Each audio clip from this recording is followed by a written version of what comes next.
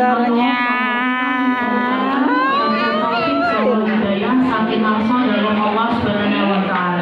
Amin ya rabbal alamin.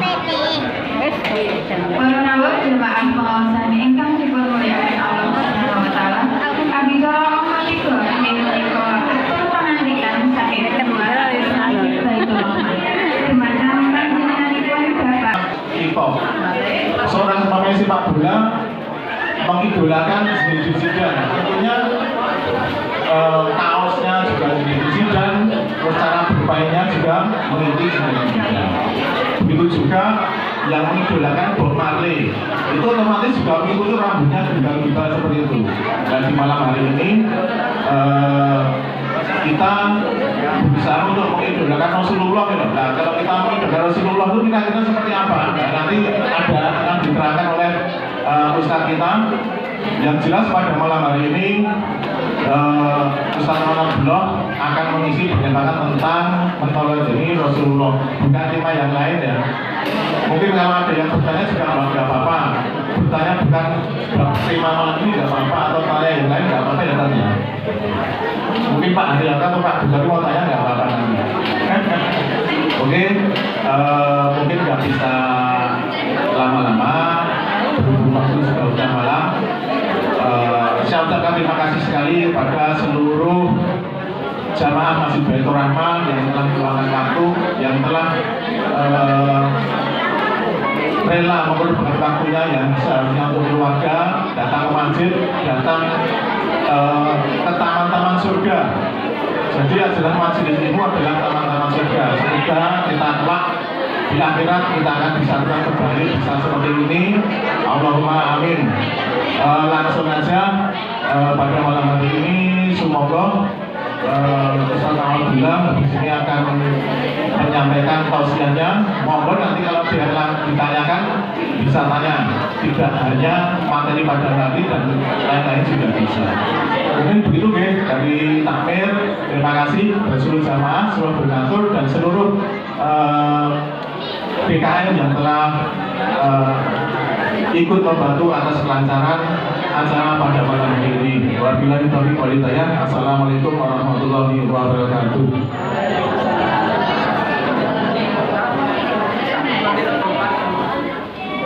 Matur nuwun ingkang boten kepengin sampun Bapak Sugiarto. Adicara salajengipun inggih menika tausiah pramila keparenga dumateng panjenenganipun Al Ustaz Awan Abdullah SPJ kasuwan paring pengaosan saha wekaring tausiah ing pengaosan dalu punika. Dumateng panjenenganipun Ustaz Awan Abdullah SPJ wekdal secekapipun kaaturaken sumangga.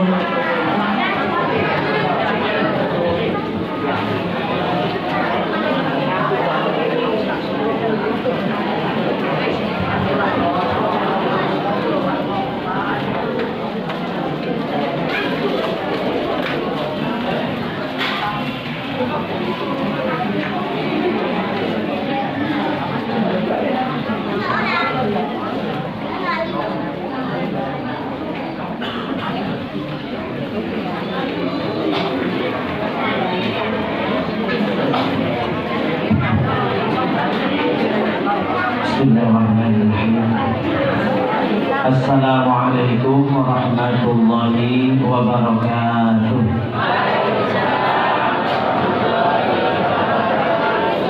Alhamdulillah wa syukurillah wa salatu wa salamu ala rasulillah wa ala alihi wa sahbihi wa mawala. Asyhadu an la ilaha illallah wahdahu la syarika lah wa asyhadu anna Muhammadan abduhu wa rasuluhu la nabiyya wa la rasula ba'dah. La haula wa la quwwata illa billah. Allahumma salli wa sallim wa barik ala nabiyyina Muhammadin wa ala alihi wa sahbihi ajma'in. Allahumma salli wa sallim wa barik ala nabiyyina Muhammadin wa ala alihi wa sahbihi ajma'in. Allahumma salli wa sallim wa barik ala nabiyyina Muhammadin wa ala alihi wa sahbihi ajma'in bi rahmatika ya arhamar rahimin. Ya Allah, berkailah majlis kami malam hari ini ya Allah. Berkailah rumah tangga kami ya Allah. Berkahi kesehatan kami ya Allah. Berkahi hidup kami ya Allah. Berkahi setiap waktu yang kami lewati ya Allah. Berkahi hidup kami ya Allah. Jadikan siapapun yang hadir di majlis ini ya Allah, yang sempit keadaannya lapangkan ya Allah. Siapapun yang terlilit hutang lepaskan ya Allah. Siapapun di antara kami yang belum berhaji, mudahkan berangkat haji ya Allah. Mudahkan berangkat haji ya Allah. Siapapun di antara kami mohon kepada Engkau Rabb yang keluarganya sakit, sehatkan ya Allah. hisab, datangkanlah rezeki kepada kami dengan mudah tanpa susah payah ya Allah. Rezeki yang halal barokah berlimpah-limpah ya Allah. Jadikan kami senantiasa ahli sedekah yang rendah hati ya Allah. Jadikan ilmu yang kami dapatkan mudah kami amalkan ya Allah, mampu kami ajarkan ya Allah. Jadikan pula setiap amal soleh yang kami lakukan pahalanya mengalir untuk orang tua kami ya Allah, mengalir pula untuk guru-guru kami ya Allah. Wassallallahu ala nabiyyina Muhammadin wa ala alihi wa sahbihi ajma'in bi rahmatika ya arhamar rahimin walhamdulillahi rabbil alamin. Banteng sampun donga kalau kita cekap semanten iki. Ya langsung rampung. Alhamdulillah yang saya hormati Ketua Takmir Masjid Rahman Toro dirahmati Allah, Pak RT, Pak Hadir dirahmati Allah, segenap para alim, ulama, para ustaz, serta bapak-bapak jamaah, ibu-ibu juga yang dirahmati Allah. Mudah-mudahan awak ECW bukan hanya kumpul di sini saja, ketemu di sini saja. Nanti mudah-mudahan ketemu lagi di surganya Allah. Amin. Ini catatan rekor saya ceramah terdekat yo iki baru sekali. Ceramah terdekat di kampung dhewe. Ning ceramah sing paling ra kepenak iki nyeramahi bolone dhewe iki paling ra kepenak. Iya. Karena yo dino-dino ketemu iki ra kepenak saya. Tapi yo piye meneh takmir karepe golek sing simpel-simpel sing cedak yo saya tersangka. Gimana lagi? Alhamdulillah atas izin Allah ini badan saya sudah agak enak. Jadi sejak tadi pagi demam, tapi maksa karena ada jadwal jadi tetap ceramah. Siang itu sudah demam tinggi, harus istirahat di rumah sampai tekan isya ini. Jadi saya harus di rumah karena demam. Dengan alhamdulillah perawatan para nyonya-nyonya seizin Allah akhirnya. Ya sing rawat kanan karo kiri ya. Iya. Alhamdulillah cepat mari seizin Allah Subhanahu wa taala. Materi ini hari ini bukan tentang itu ya Pak ya. Ini kok ngomong-ngomong pengajian kok gayanya begini Pak. Ini jadi gaya yasinan ini saja. Itu ini bersop-sop ada di sini. Tapi serapa pola. Ini bapak-bapak sing sampai-sampai ini balik-balik dokternya kabeh gitu. Dulu deh kan, ini terus kok kirim terus kok.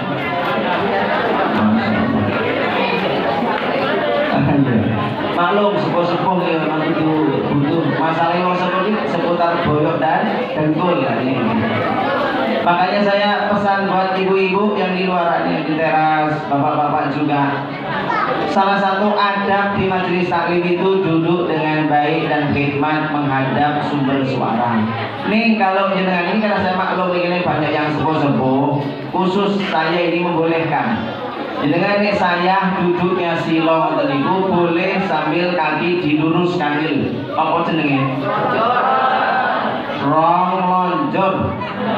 Nek siji selonjor, nek loro rong boleh, silakan nggak apa-apa nih supaya saya. Silakan bebas, yang penting nyaman. Yang kedua, adab di majelis taklim jenengan sambil menikmati hidangan nggak apa-apa. Silakan. Karena daripada aku ngantuk, anakku malah bubuk kayak sini. Silakan sambil disampingin saya ceramah jenengan punya kompor apa. Silakan Pak. Tegel monggo silakan.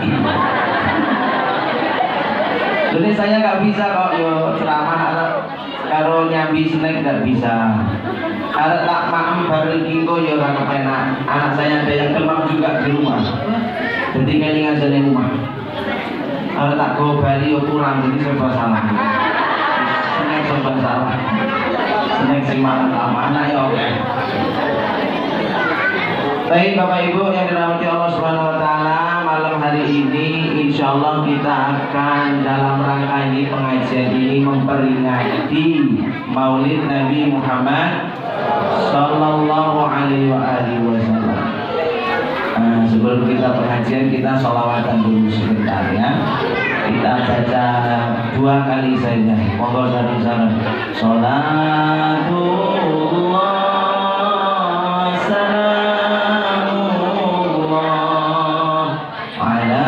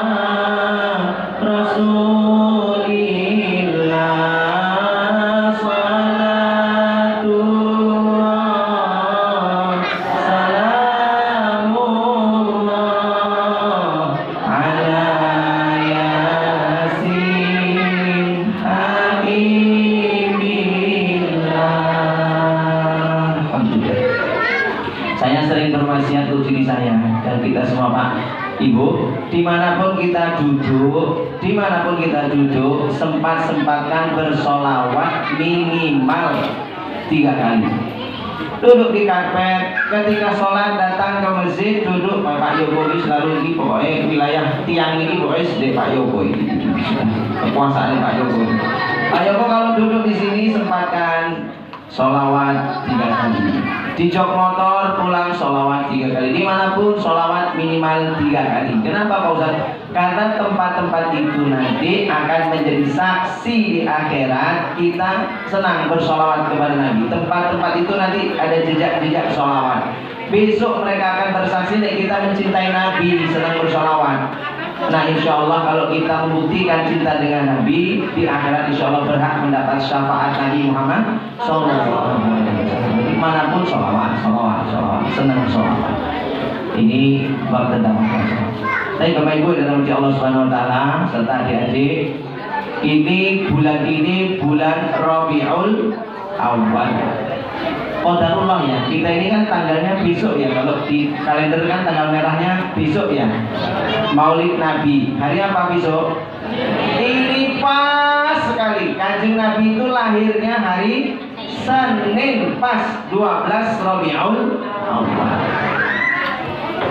Sebelum saya mulai, saya mau nanya, ini ada sedikit door prize. Door prize ini tak kayak duit. Sampo sewu nih nolnya hilang loro gitu. Apa hilang siji? Ini tak kasih uang, adik-adik boleh jawab. Ini ada uang 10.000 yang bisa jawab pertanyaan saya. Pertanyaannya, kejadian apa saja yang terjadi di bulan Rabiul Awal selain kelahiran Nabi? Ayo, ada yang bisa jawab? Selain Rabiul Awal ini Rasulullah lahir, apalagi peristiwa-peristiwa sejarah? 10.000, tunjuk jari. Ada yang bisa jawab? Ibu-ibu, ibu? Gak ada yang tahu? Oke, saya naikkan duitnya. Foto guys, 10.000. Ya tak tambahin, 20.000. Ada yang bisa jawab? Oh iya, silahkan Mas. Kira nomik. Kejadian apa saja yang terjadi di bulan Rabiul Awal? Asmaul Sinten? Neraka. Neraka. Ya, apa Kak? Penyerangan Ka'bah. Apa? Penyerangan Ka'bah. Tenane oleh tentara Abraham. Terjadi di bulan Rabiul Awal. Coba apa lagi? Ya jabung siji oke kok.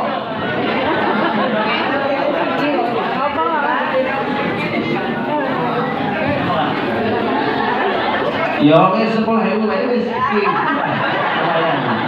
Oke, siap. Tepuk tangan untuk Raka, insyaallah. Apalagi peristiwa Rabiul Awal? Ada yang tahu? Saya mau tanya sama anak-anak saya lagi pengen masuk anak itu. Berarti berani. Ada yang tahu? Enggak ada. Baik. Ini kok mulai di mana-mana. Peristiwa yang terjadi di bulan Rabiul Awal diantaranya satu, kelahiran Nabi Muhammad SAW. Yang kedua yaitu peristiwa Nabi SAW menikah dengan Bunda Khadijah, terjadi di bulan Rabiul Awal. Nikah dengan Bunda Khadijah. Bapak-bapak dulu nikahnya bulan apa Pak? Bapak dulu nikahnya bukan di bulan Rabiul Awal loh. Bukan di bulan Rabiul Awal, Pak Joko bukan. Yang dulu nikahnya tidak di bulan Rabiul Awal, jangan khawatir, masih ada kesempatan. Ingin ngerasain nikah Rabiul Awal, sama kesempatan. Oke. Itu yang kedua, yaitu Kanjeng Nabi nikah dengan Siti Khadijah.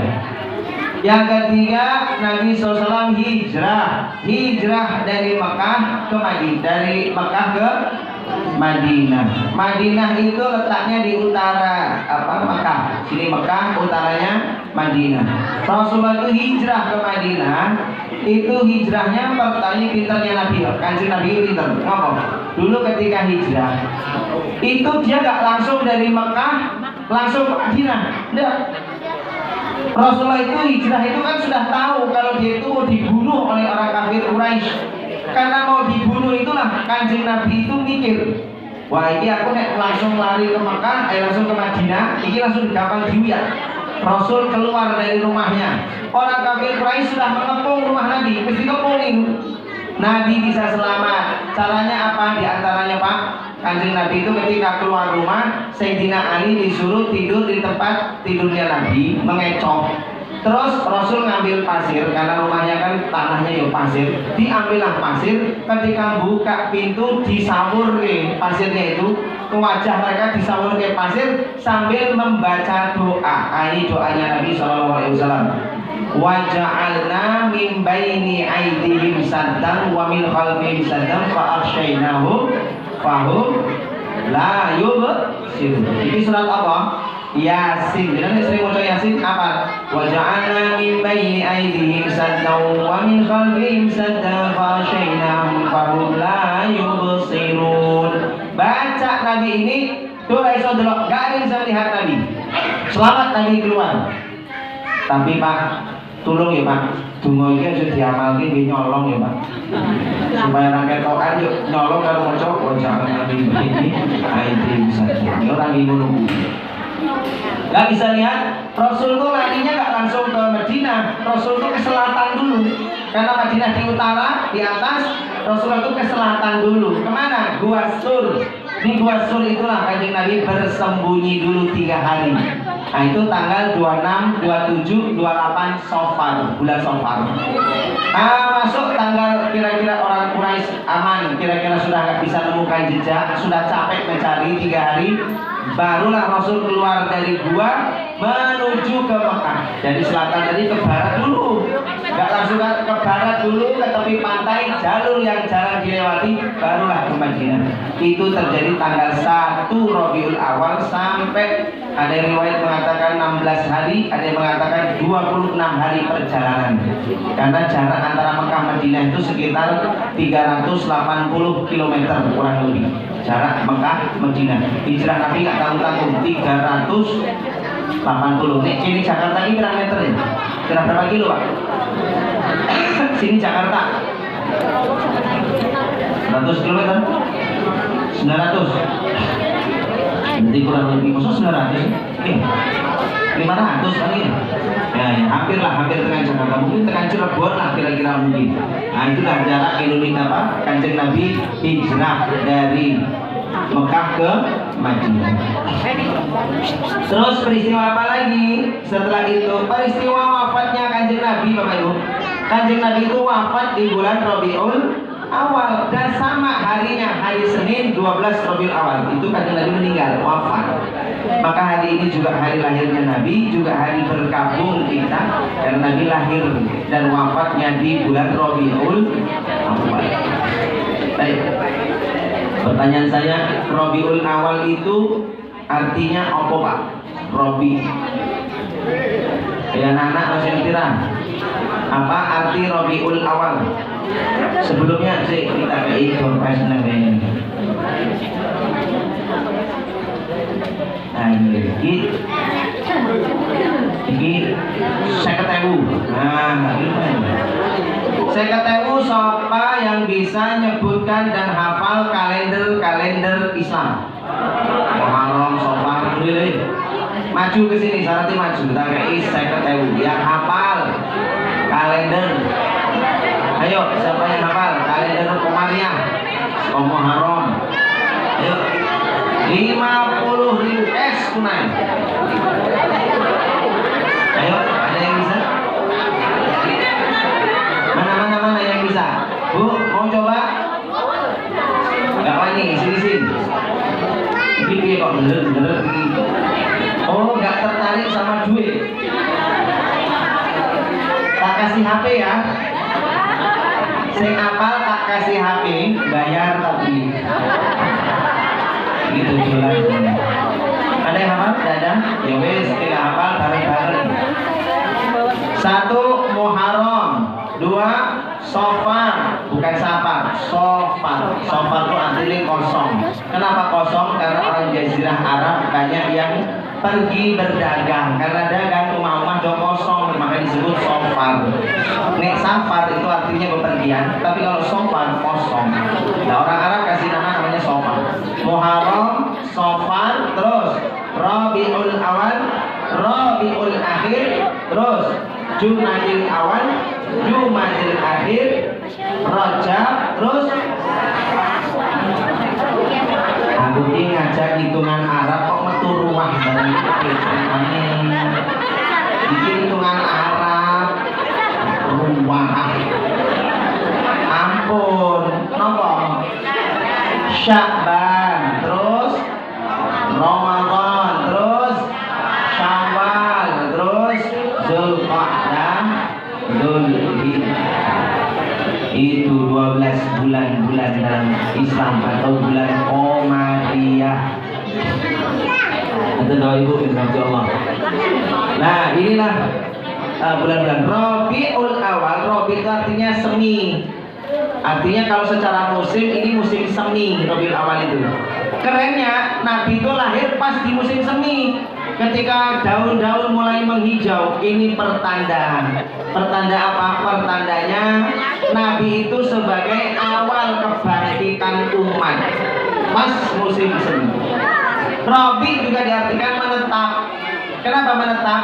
Karena orang Arab baru selesai dagang, sofar tadi dagang, pulang-pulang menetap. Rabiul Awal menetap sesi pertama, Rabiul Akhir menetap sesi kedua. Jadi menetap itu ada istilahnya dagang sesasi, liburnya rong sasi. Itu Arab. Kerjanya sebulan, istirahatnya berapa? 2 bulan. Rabiul Awal, Rabiul Akhir. Ini kan jenenge. Nah ini Bapak Ibu yang dirahmati Allah, yang ingin tadi Pak tolong nyampaikan hikmah pelajaran apa dari Nabi SAW yang mesti kita ambil. Jadi kalau pengajian Maulid itu ngambil hikmah pelajaran teladan dari Rasul SAW. Saya sampaikan satu persatu. Pertama hikmah. Bapak Ibu, kenapa Kanjeng Nabi itu yatim piatu sejak kecil? Ini salah satu pembahasan kita. Kenapa Kanjeng Nabi itu yatim piatu sejak? Ini secara logika ini api ya Pak. Ayahnya Abdullah, ibunya Aminah. Ini bagusnya kan nek kulit sinetron itu ya, sinetron. Ini delok anak ini sekolah cilik, terus sampai jadi nabi, sekolah kosong susah sampai jadi nabi, sampai besar. Bapak ibunya melihat kejayaan anaknya, sukses tekan gede, dan anaknya ini bisa berbagi sama bapak ibunya. Tapi Rasul tidak diberi kesempatan untuk itu. Rasul digawe yatim piatu. Kan nek cerot kisah nek sinetron kan tapi koyo ceritanya Ronaldo Pak, Cristiano Ronaldo ya, pemain bola. Ronaldo itu kan kecilnya tukang cleaning service, tukang sapu. Ibunya tukang cuci baju tetangga-tetangga, ibunya Ronaldo itu. Terus Ronaldo ngilu klub bola sampai sukses besar jadi pemain sepak bola dunia terbaik. Ronaldo itu suksesnya itu mengantarkan ibu bapaknya juga sukses.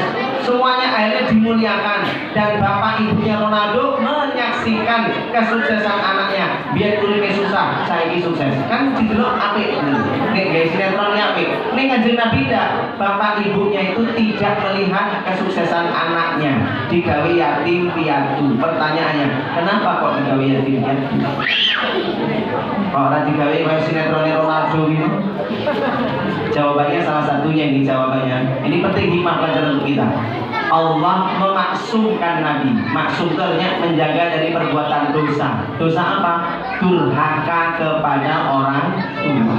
Nabi Muhammad tuh nggak pernah durhaka sama bapak ibunya. Kenapa? Karena yatim piatu sejak kecil. Jadi nggak sempat berbuat durhaka. Pelajarannya apa Pak Ustaz? Pelajarannya barang siapa yang hidupnya tidak pernah berbuat durhaka sama bapak ibunya, taat menyenangkan orang tuanya, sukses. Sukses. Tapi kalau sampai dia berbuat durhaka, oh jangan salah. Urip ora bakal sukses wong sing durhaka ora bakal sukses. Durhaka sama bapak ibu rekoso pasti urip reposo. Maka jangan sampai durhaka sama bapak. Kita ceritakin. Maaf, saya dan kembaran saya Mas Adi. Dulu kayaknya Mas Adi pernah ceramah di sini. Oh, belum. Maksud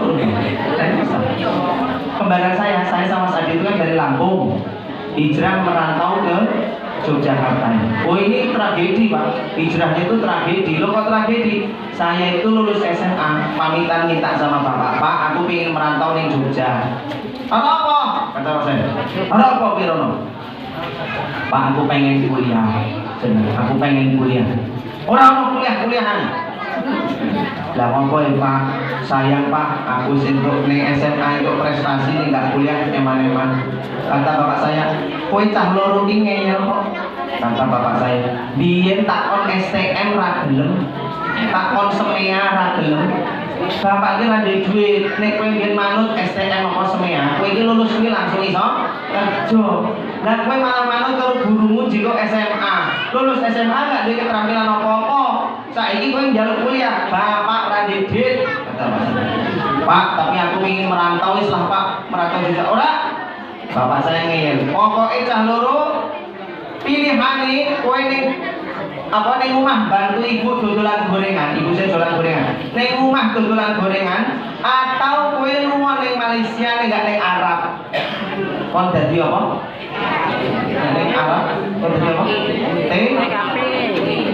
Ojo TKP to ya. Tenaga kerja waria.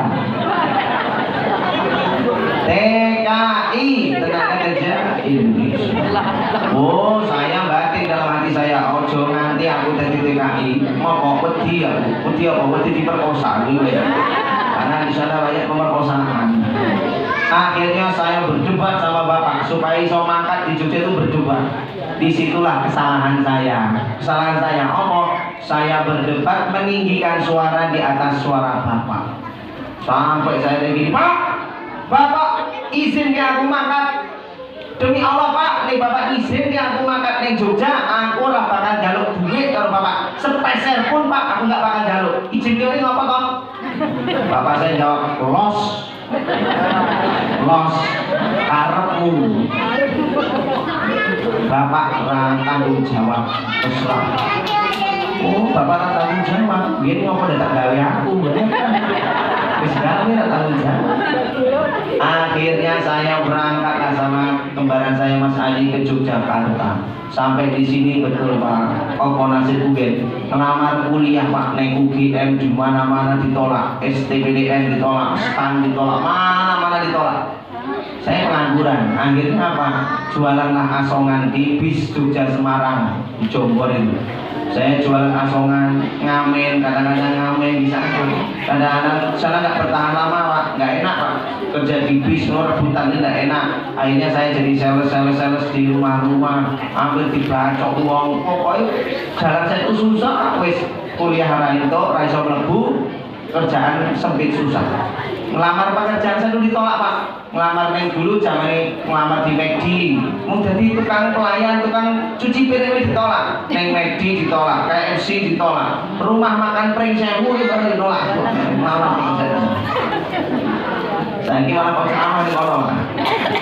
Saya tak omongi owner gitu kan. Dulu saya ngelamar di sini nggak diterima.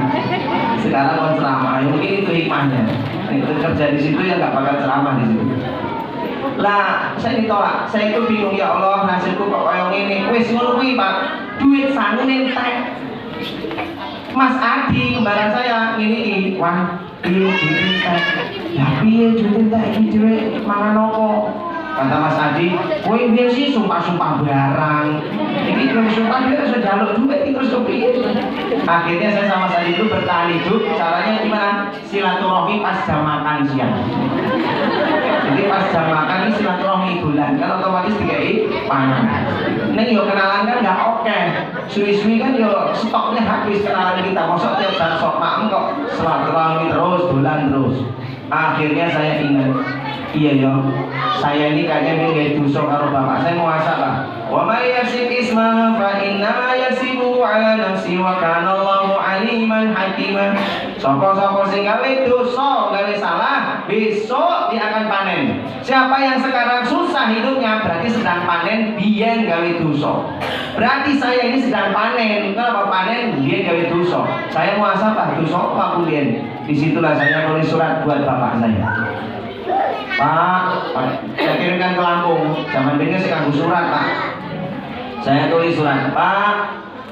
Piye kabare Pak? Saya tulis gitu, Pak. Awan saiki uripe susah Pak. Ngelamar kerjaan ra ketemu Pak. Kuliah ra ketemu, nasibku susah Pak. Pak, aku sadar aku gawe salah karo Bapak. Aku biar bentak-bentak Bapak. Pak, jalur maaf ya Pak. Aku jalur maaf. Aku janji Pak. Di surat saya tulis, Pak, aku janji Pak. Nek aku sukses, Bapak tinggal karo aku Pak. Nih Bapak besok tua sakit yo aku sing rawat. Nih Bapak meninggal dunia, aku sing bakal insya Allah mandikan Bapak, ngafani Bapak, nyolati Bapak, aku sing nguburke Bapak.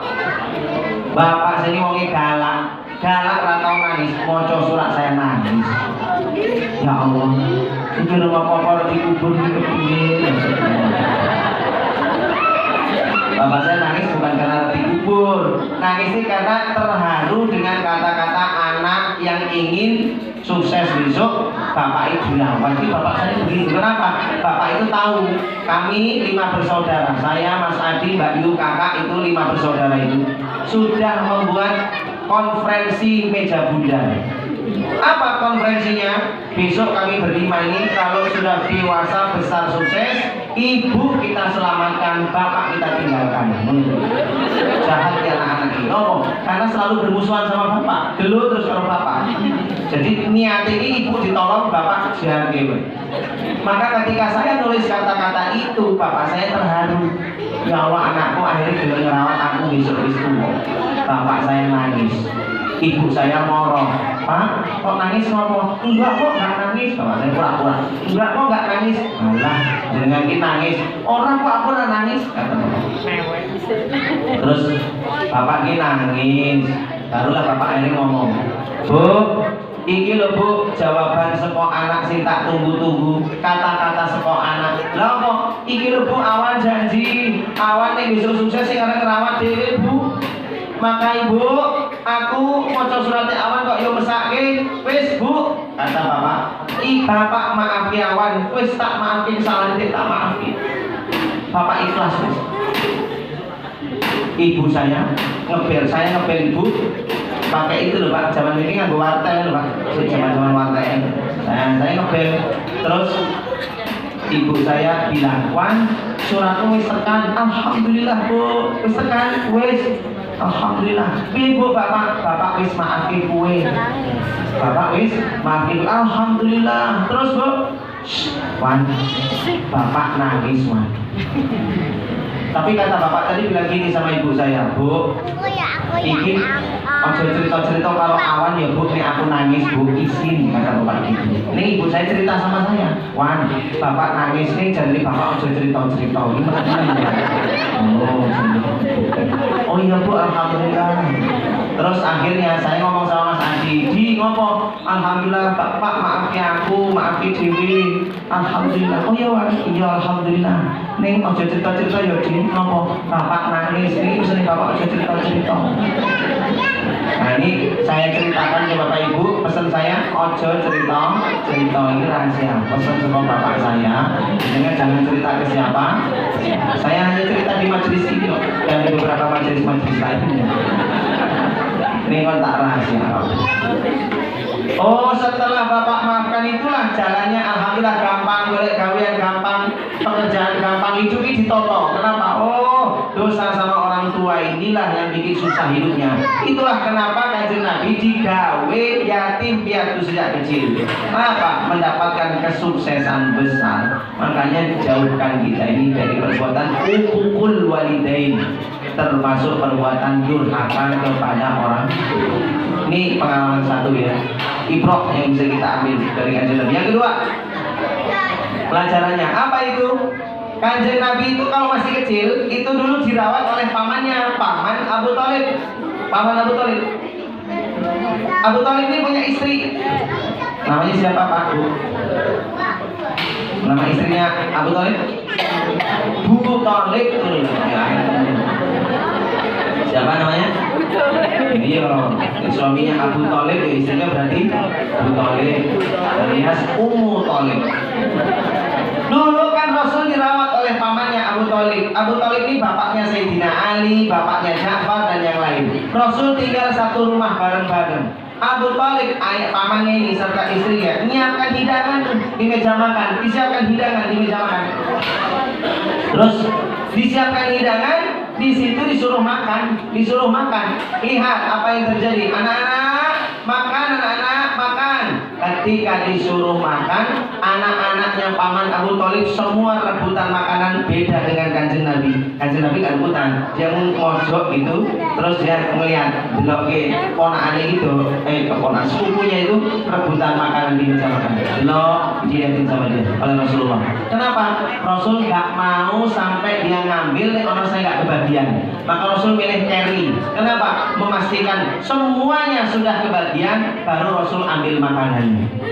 Luar biasa loh, cah cilik, nggak rebutan panganan. Maka Rasul lihat dulu sampai yang lainnya kebagian, baru Rasul ambil bagian. Paham Bapak Ibu maksudnya ini? Inilah hebatnya Nabi. Masih kecil itu dia sudah tidak cinta dunia. Sejak kecil sudah tidak rakus terhadap dunia, nggak loba terhadap dunia. Akhirnya apa? Allah kata paman Abu Thalib ini ngomong sama istrinya. Wahai istriku, coba lihat Muhammad beda nggak kayak anak-anak lain. Coba lihat anak-anak kita pada rebutan makanan, Muhammad tidak rebutan makanan. Sungguh kata paman Abu Thalib, aku melihat tanda-tanda pada dia Muhammad menjadi orang besar. Kenapa? Karena dia tidak rebutan makanan.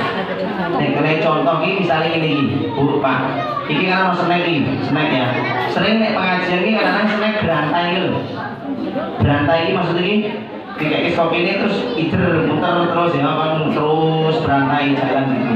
Lah ono wong-wong iki nek pas puteran snack ae, sing pertama mesti dijahit dhisik selamatkan dirinya dulu. Baru baru muter. Betul.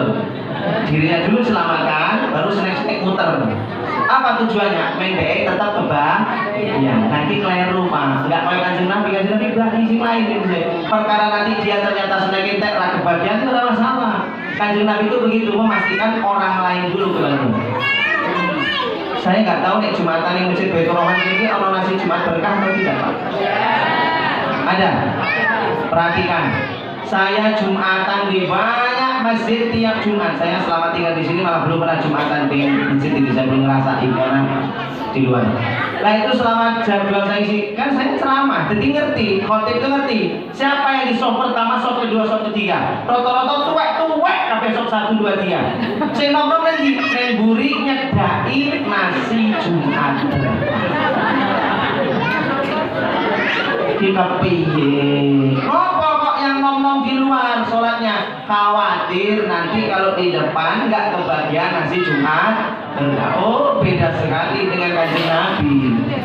Maksud saya ini bukan nasi Jumat berkahnya jelek, bukan, tapi karakternya itu loh. Orang kok jika ngarep sok terdepan, perkara nanti selesai sholat kok adalah kok wis entek nggak kebagian nasi Jumat berkah, dia nggak masalah, minta sama Allah, Rob aku nak kebagian ya Allah, nasib tolong saya ya Allah, dikasih jenis spesial dari kaummu. Jadi jangan sampai sholat ini tergadaikan demi nasi Jumat berkah. Jangan rakus. Contoh lagi, ojo nganti awake dhewe rebutan warisan. Ingat pesan saya nih, ojo nganti rebutan warisan. Ingat seperti Nabi tadi, nek pancen rezeki ini pasti akan sampai. Gak usah nganti rebutan warisan. Betapa banyak orang tua pas masih hidup, anak-anaknya akur. Giliran wong tua ini meninggal, anak-anak tuh perang ribut gara-gara wong harta warisan. Oh hati-hati loh, memakan harta waris saudaranya, memakan harta waris dulu deh. 3 musibah akan menimpa dia. 1, kesehatannya akan dibuat rusak oleh Allah sampai hartanya habis, berobat entek bondone. 1, rusak kesehatannya. 2, Allah akan hancur porak-porandakan rumah tangganya, pasti rumah tangganya hancur. 3, Allah akan jadikan sempit terus rezekinya karena dia ngambil rezekinya orang lain. Ini kok rupanya sepaneng ini apa? Jangan khawatir, Pak. Masalah waris ini hati-hati, ojo nganti rakus. Jangan sampai kita ini ngambil punya orang lain. Ambil yang jatahnya kita saja. Jangan ngambil yang punya sedulur. Ingat itu. Ini bab masalah waris. Banyak kejadian begitu. Kemarin saya pas di Gunung Kidul ngisi di Karangmojo itu, selesai pengajian ngisi waris, saya kan ngisi bab waris itu, ada yang cerita bapak-bapak itu, dia suami istri nikah nggak punya anak. Ketika nikah itu istrinya itu dapat warisan tanah kurang lebih 4.000 meter, tanahnya itu kurang lebih 4.000. Setelah istrinya mati, harta tanahnya itu diambil semua sama keluarganya istri, ditarik lagi sama keluarganya istri. Suami ini nggak dikei, mau dikei sak petak kecil itu mungkin 200 atau 100 meter toh. Oh, dolim sekali itu, dolim. Itu nggak boleh kayak gitu. Orang kalau sudah meninggal dunia, suaminya ya dapat, meskipun itu harta warisan istri dapat. Suami dapat berapa? Karena nggak punya anak, setengahnya 50% dapat. Bahkan kalau cuma nikah sejam, maaf Pak Bu ya, nikah cuma sejam itu tetap dapat warisan kok. Nikah cuma sejam. Loh kok iso Pak Ustadz? Iya. Contohnya gimana Pak Ustadz? Saya tanya.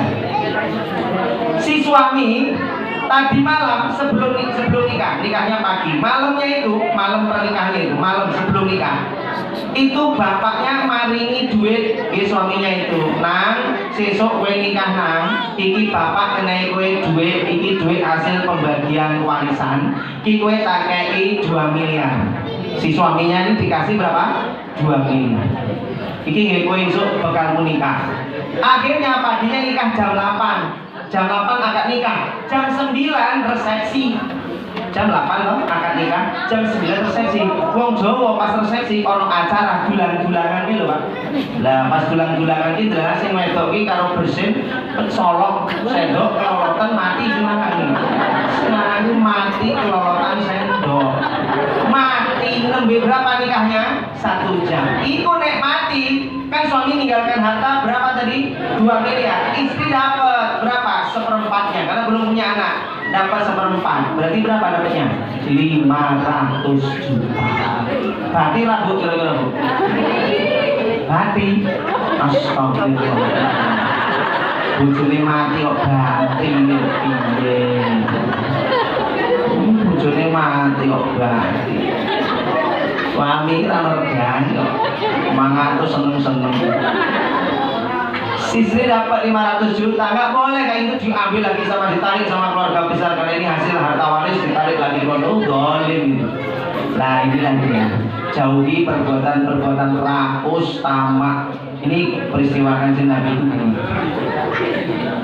Terus kita saja lagi sama jam 11 wanita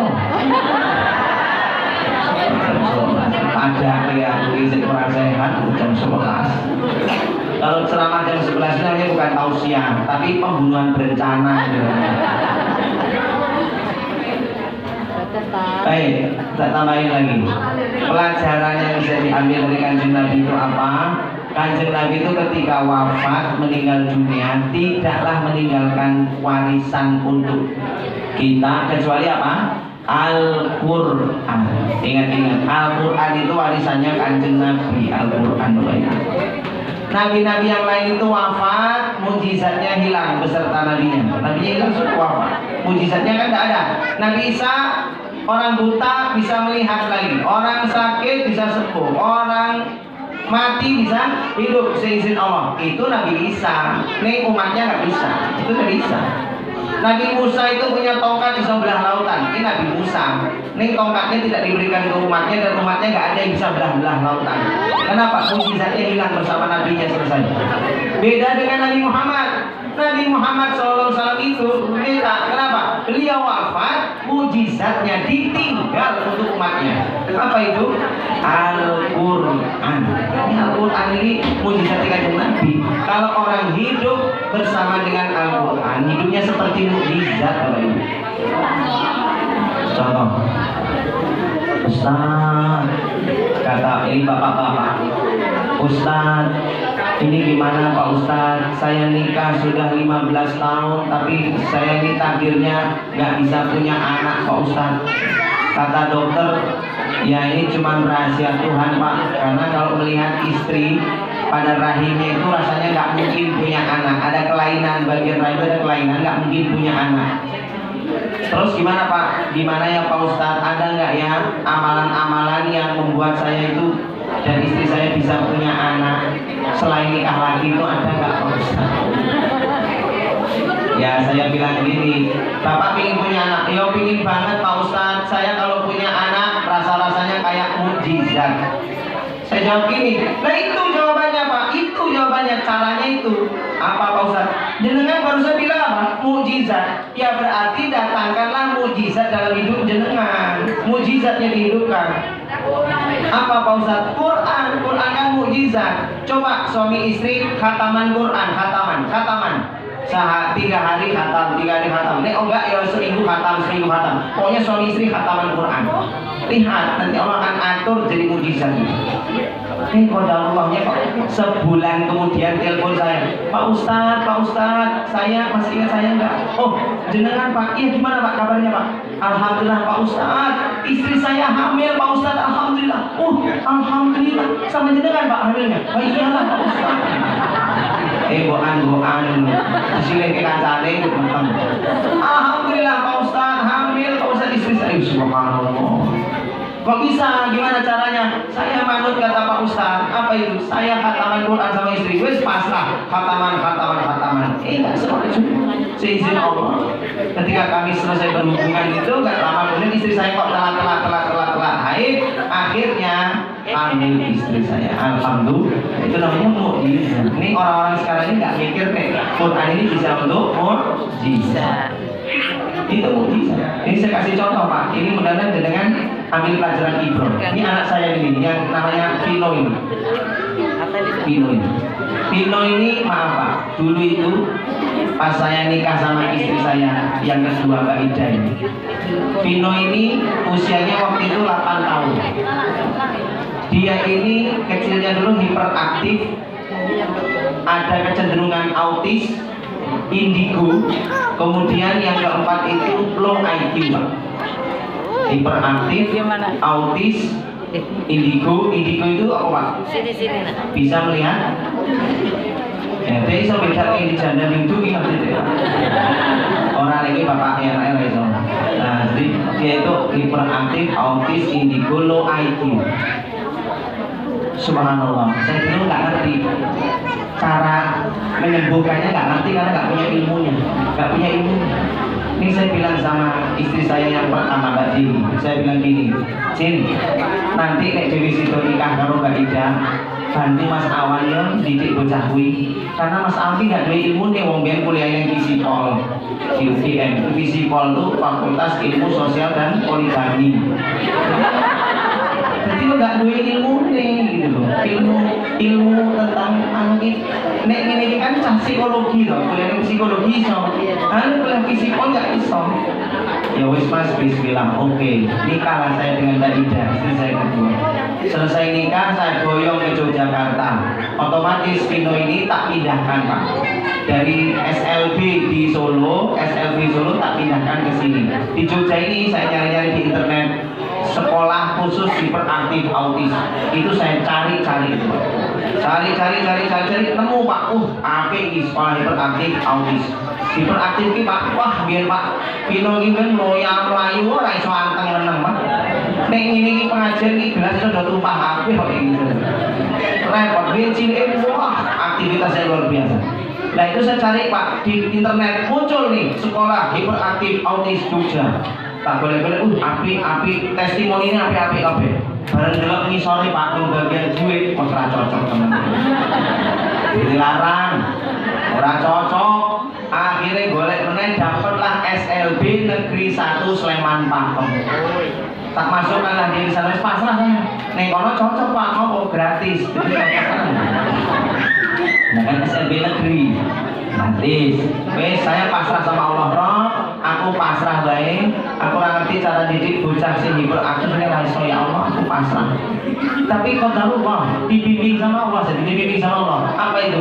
Saya itu dulu ngantarkan dia ini, saya ingat sekali. Setiap kali ngantarkan sekolah, saya nyetir di sebelah saya ini. Saya itu selalu seizin Allah ini murojaah surat Al-Baqarah. Jadi saya setiap perjalanan itu alif lam mim dzalika kita terus sampai tekan. Pulangnya nanti pas jemput gitu lagi terus itu. Alhamdulillah Pak, 3 bulan kurang lebih itu, 3 bulan itu setelah pernikahan itu, seizin Allah bocah ini Pak, jadi anteng meneng, jadi apa yang biar menempel pertakilan, pencilaan, berubah jadi anteng Pak. Ya kalau saya ini cuma anteng lenggah ini Pak. Alhamdulillah, seizin Allah ini produk mukjizat Al-Quran. Saya bawa lebaran ke Solo pulang, apa kata bulik-bulik gede-gede bilang begini, Mas Awan, iki Vino sakit ya Mas, meriang ya Mas, boten Bude, iki meriang loh Mas, boten Bude, karena budenya tuh taunya bocah ini petakilan, pencilaan, semuanya itu, iki meriang Mas, boten Bude, lo kok semangat dia?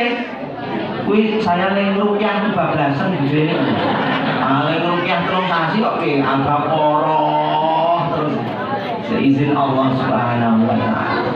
Itulah namanya saya bilang mukjizat Al-Quran. Peninggalan Kanjeng Nabi, istimewa sekali. Hidup kita itu kayak mukjizat yang bersama Al-Quran. Terakhir ini Bapak Ibu yang dirahmati Allah Subhanahu wa Ta'ala, mesti kita ingat-ingat ini terakhir. Apa itu? Al-mu'minu yaqra'ul Qur'an. Orang mukmin yang mau membaca Al-Quran kamasali utrujah. Dia itu seperti buah utrujah. Apa buah utrujah? Manis rasanya, harum baunya. Wong mukmin sing rajin maca Quran seperti buah utrujah, manis dan harum. Manis itu perlambang imannya dia, manis. Karena seperti apapun keadaan hidupnya susah payah di dunia, ujung-ujungnya tetap manis, masuk surga. Harum itu karena dia membaca Al-Quran. Jenengan kesini tadi datang dong nganggo parfum, pakai parfum, itu yang diparfumi baru badannya saja, fisiknya, dohirnya pakai parfum, tapi rohnya, roh kita, batin kita juga perlu dikasih parfum. Parfum itu adalah Al-Quran, sing marai wangi. Coba, ini wong sak masjid ini nek donga bareng-bareng, doa bareng-bareng, ke langit itu doa kita diangkat. Pertanyaannya, doa siapa yang pertama kali dikabulkan? Doa siapa kira-kira? Pasti doa yang kalau diangkat ke langit itu doa sing paling apik, sing paling wangi. Maka sing paling wangi itu aromanya sudah semerbak. Itu gampang dikenali. Oh, doa ini mesti sing wangi sih. Sing gak wangi-wangi, sing apek-apek kayak lebih dikabulin. Oh, keri-keri. Sing wangi sih dilirik. Ingat itu. Makanya orang kalau al-mahirul Quran, maca Qurannya lancar, maca Qurannya apik, kiromil baroroh, dia akan ditemani oleh malaikat-malaikat, dijaga oleh Allah lewat malaikat-malaikat.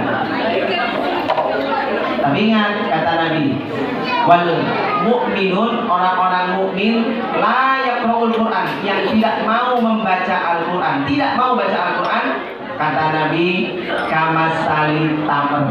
Orang yang mukmin tapi malas baca Quran seperti buah kurma.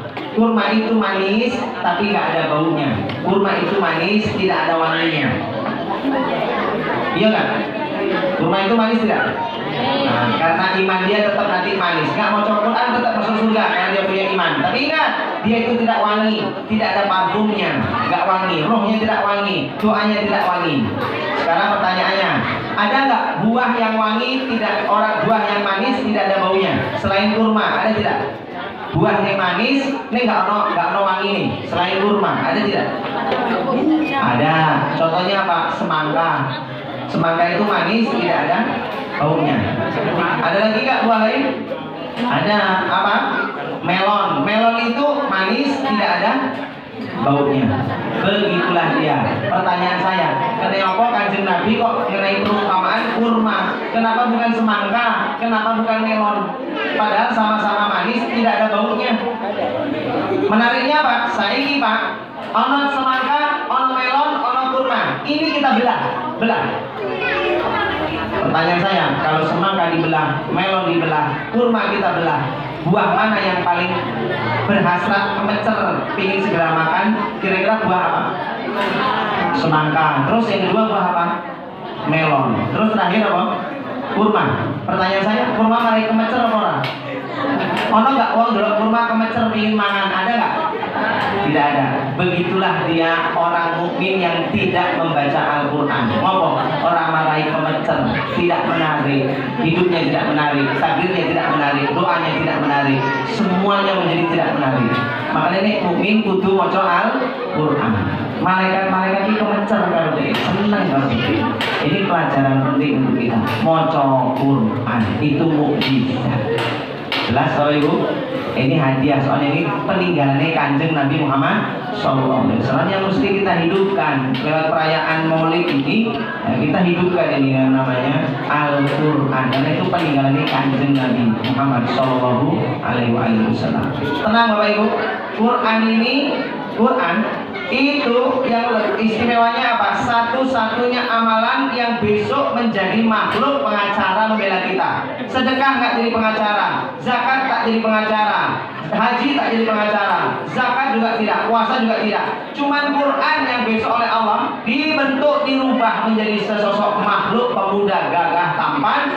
Dia itu nanti jadi pengacara bela kita di depan Allah. Itu Quran. Yang lain tidak akan berbentuk makhluk, tapi Quran oleh Allah diwujudkan seperti makhluk manusia. Nanti dia akan bela kita mati-matian di akhirat. Makanya Quran itu yang akan bela kita.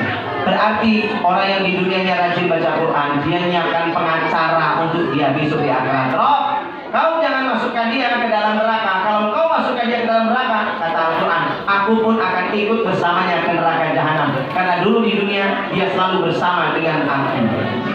Pertanyaan saya, mungkin nggak Al-Quran masuk neraka? Mungkin tidak? Jawabannya tidak. Artinya orang yang rajin baca Al-Quran terselamatkan dari siksa api neraka. Maca Quran, maca Quran lancar dibersamai malaikat. Bahkan orang yang maca Quran ya tata terbata-bata, maca Quran ini grotal-gratul, kuwi tetap dapat pahala. Berapa pahalanya? Sing terbata-bata berapa pahalanya? 2. Si jenis grotal, si jenis gratul, tetap dia dapat pahala apa? Nah iya kan majelis grotal, gratul, pahalanya loro, si jenis grotal, si jenis gratul. Alhamdulillah. Maka rajin baca Al-Quran. Mengatakan ini Bapak Ibu semua yang dirahmati Allah Subhanahu Wa Taala, pelajaran yang bisa kita ambil dari kisah perjalanan hidup Kanjeng Nabi Sallallahu Alaihi Wasallam. Sebagai penutup dari saya, mudah-mudahan jadi ibrah pelajaran kisah. Ini sebagai penutup. Nabi Sallallahu Alaihi Wasallam dulu kecilnya pernah dibelah dadanya.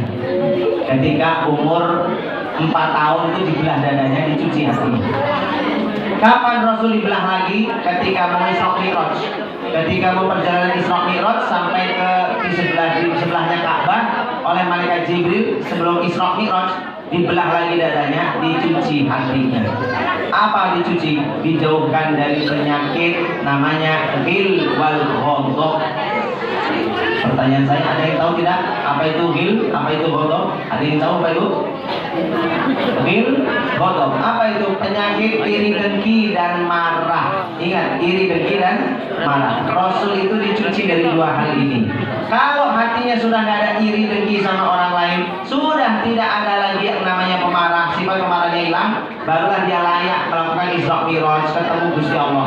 Berarti orang yang ketemu Gusti Allah itu, yang hatinya nyambung ke Allah itu, hatinya nyambung, itu hatinya mesti hilang dari penyakit dengki. Ojo lagi dengki ngelihat kesuksesan orang lain, harta orang lain, apa yang dimiliki orang lain, nggak usah dengki. Karena dengki itu akan menyusahkan dia. Hatinya nggak pernah connect dengan Allah. Uang sing ono dengki dan suka sering marah, kuwi matine susah. Apa Pak Bu? Matine susah. Wong sing matine susah mesti sering nesu-nesu, sering marah, galak, itu matine susah. Maka jadilah orang yang penyabar. Ibu-ibu kalau punya suami kok suami ini galak, berarti besok matine susah. Begitu pula bapak-bapak duwe bojo kok bojone galak, besok matine susah. Makanya ojo galak-galak, ojo nganti dadi wong wedok iki ramah karo bojone wong liya, karo bojone dhewe malah galak bojone. Saya dapati ada beberapa ibu-ibu ini yang ramah karo wong liya, karo bojone dhewe galak. Awas, bojo galak itu tidak ada yang diharapkan oleh suaminya kecuali cepat mati. Maka itu bojo galak. Bapak-bapak yang ngono ojo wae. Demikian yang bisa saya sampaikan, mudah-mudahan ibrah pelajaran dari Maulid Nabi ini bisa kita ambil untuk menjadi kebesaran kita, kesusahan kita. Coba selain kita rangkum, kita resum. Ibrah pelajarannya Bapak Ibu apa tadi yang pertama? Satu. Nah inilah yang jeneng cuek-cuek ini langsung lari wis. Satu ibrahnya apa tadi? Kanjeng Nabi masih ingat tidak? Yang pertama Nabi itu ya dimaksudkan artinya satu apa tadi? Jangan sampai berbuat durhaka sama orang menghalangi kesuksesan. Ingat-ingat menghalangi kesuksesan. Dua apa tadi? Ibrahnya jangan rakus sama dunia. Ingat-ingat, jangan loba terhadap dunia. Tak boleh. Ini yang rakus-rakus ini udah besok susah. Rezekinya sempit, susah payah dia. Gak usah rakus. Tiga, apa pelajarannya tadi? Al-Quran dihidupkan. Ini peninggalan Kanjeng Nabi. Rugi kalau Rasul punya warisan kalau kita gak mau ambil. Al-Quran dihidupkan. Semampunya ibu-ibu, bapak-bapak sehari bisa maca Quran. Bisa maca Quran selembar gak apa-apa, 2 lembar gak apa-apa. Nanti lama-lama bisa sejus sehari, alhamdulillah. Ojo nganti biar semangat TPA. Ini ibu ya ono sing ikro. Tiap dina apa kae ikro, Bu? Jumat. Ojo nganti semangat ngaji ikro supaya bisa baca Quran. Rampung ikro malah gak tau maca Al-Quran. Iki ngopo belajar ikro? Kan anak-anak TPA kan gitu, semangat ikro supaya apa? Cita-citanya pengen iso maca Quran. Lah rampung ikro malah ora tau maca Al-Quran. Padahal wis iso maca Quran malah gak maca Al-Quran. Iki kleru. Nah itu ibrahnya Quran. Nah yang terakhir yang keempat ibrahnya dari peristiwa Maulid ini kita ambil apa? Bahwa Kanjeng Nabi SAW itu syarat hati supaya kita connect ke Allah, mati ini gampang. Hindari penyakit ril wal ghadab, dengki dan suka marah. Nah, ini mesti kita hindari. Allahu a'lam bishawab. Pak ini rasa tanya jawab koyo umai, saya kok tanya jawab. Rasa tanya jawab, saya jawab di awair apa japri ini apa. Tapi abal pengajian ini kok tanya jawab. Boten sah. Antum nggih, saya itu saja. Mohon segala salah dan khilaf dari saya. Mudah-mudahan Allah berkahi majelis kita semua. Dan sekali lagi terima kasih kesempatannya saya bisa isi pengajian di sini Bapak-bapak dan ibu-ibu. Walaupun ini tadi saya bilang rekor pengajian terdekat saya dan ini pengajian yang paling marahi kepiye ramai bono demi rasanya kepiye. Terima kasih. Saya kembalikan kepada Pranoto Adicoro. Assalamualaikum warahmatullahi wabarakatuh. Waalaikumsalam warahmatullahi wabarakatuh. Matur nuwun ingkang tanpa kepinten dumateng panjenenganipun Ustaz Awan Abdullah SPC ingkang sampun medal sabda paring tausiah dumateng kita sedaya jamaah Masjid Baitur Rahman. Mugi-mugi menapa ingkang sampun kaaturaken dados amal jariyahipun Ustaz. Amin ya robbal alamin.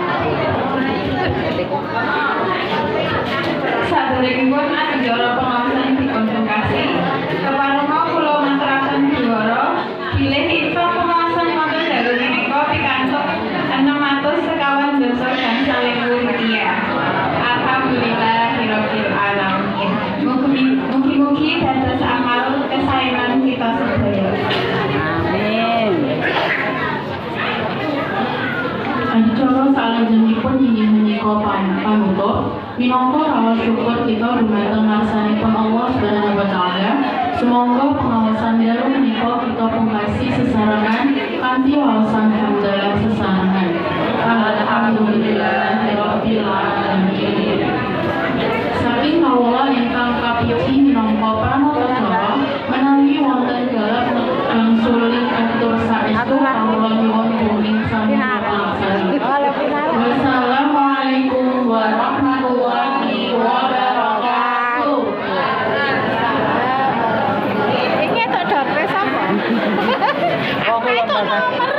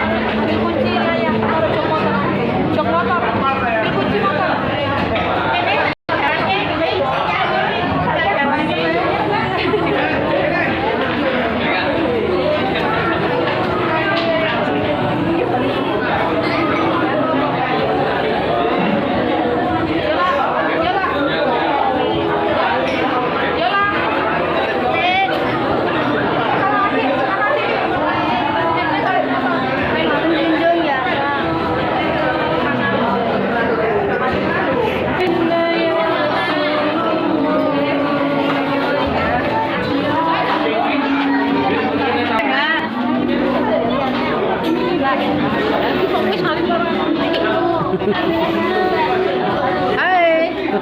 Hai. Hai. Hai. Selamat. Ini Amin nggak direkam lah dari tadi kayaknya.